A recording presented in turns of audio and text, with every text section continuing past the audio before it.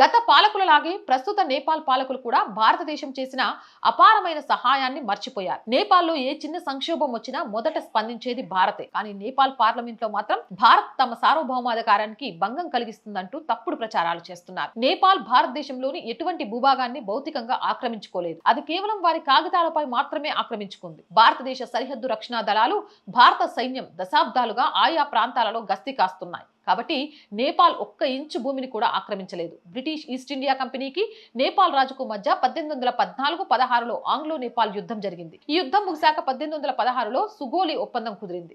ఈ ఒప్పందం ప్రకారం మహాకాళి నదిని ఇరు దేశాలు సరిహద్దుగా నిర్ణయించారు. నదికి తూర్పు వైపున ఉన్న ప్రాంతం నేపాల్ది, పశ్చిమ వైపున ఉన్న ప్రాంతం భారతదేశానికి అని రాసుకున్నారు.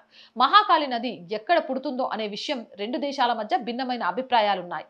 కాలాపాని వద్ద ఉన్న లిపులేక్ కనుమల నుండి ప్రవహించే కాళి నది అసలైన సరిహద్దు. దీని ప్రకారం కాలాపాని, లిపులేక్, లిపియాధుర ప్రాంతాలు భారతదేశంలోని ఉత్తరాఖండ్ రాష్ట్రంలో భాగం.